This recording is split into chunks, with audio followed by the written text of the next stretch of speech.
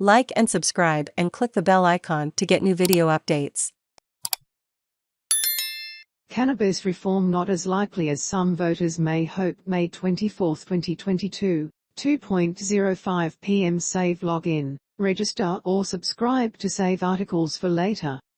Share normal text size, larger text size, very large text size. Federal election 2022 full election results. ALP 75, LNP 57, N10, GRN 30th 276 seats needed for a majority fall still to call. 76.61% counted. Updated May 26, 2022. 7:13 p.m. One of the surprising results from the federal election was a record vote for Legalise Cannabis Australia, a minor party previously known as the Help End Marijuana Prohibition, HEMP, party.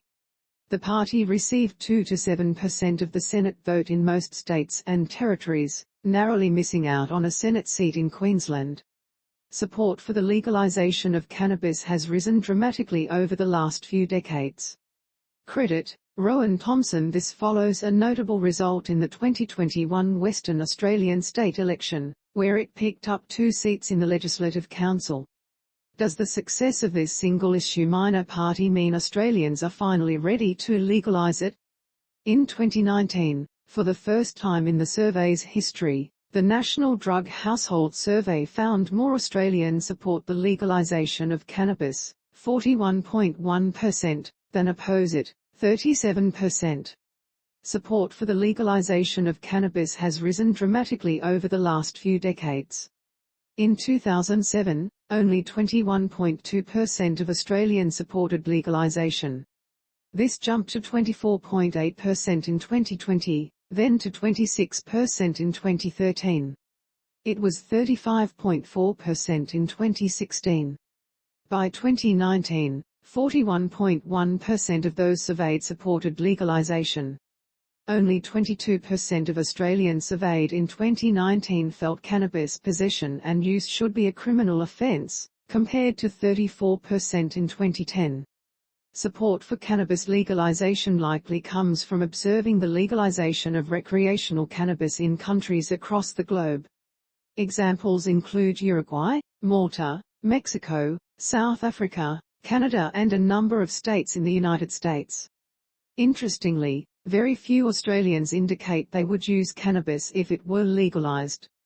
Over 78% of respondents to the 2019 survey said that they would not use cannabis even if it was legal. Only 9.5% said they would try it, and 9.2% say they would use it about as often as they do now. But asking voters if they support a policy proposal in the abstract might not tell us much about how much they'd support it once it becomes a hot-button political issue. We saw this play out in the 2020 New Zealand cannabis referendum.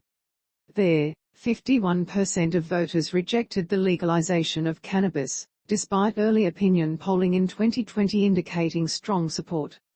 As the cannabis legalisation debate became a greater topic of discussion, support for legalisation gradually narrowed and finally flipped right before voting day. In the end, New Zealand narrowly voted no. Opponents argued a normalisation effect could encourage teenagers to start using cannabis or that there would be more drug-affected drivers on the road.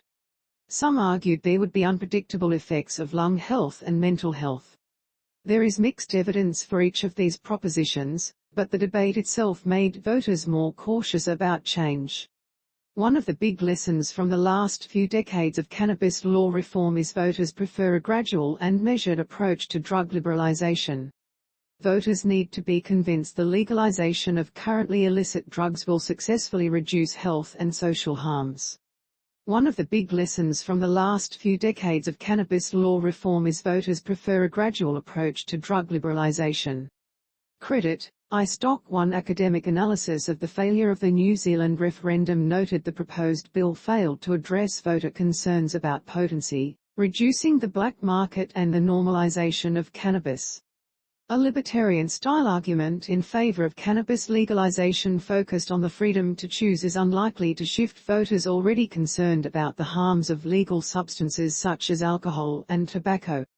A more moderate approach, centered around harm reduction and best practice regulation, is more in line with the values of voters.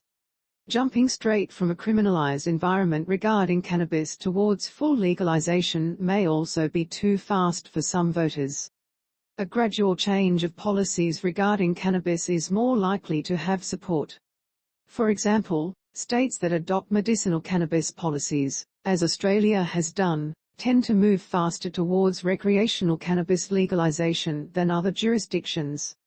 One intermediate step, which has already occurred to varying degrees in the ACT, Northern Territory and South Australia, is the decriminalisation of the possession and use of cannabis. There has been strong consistent support for the decriminalisation of cannabis in all states and territories in Australia for a number of years now. Decriminalisation provides a good introductory step towards treating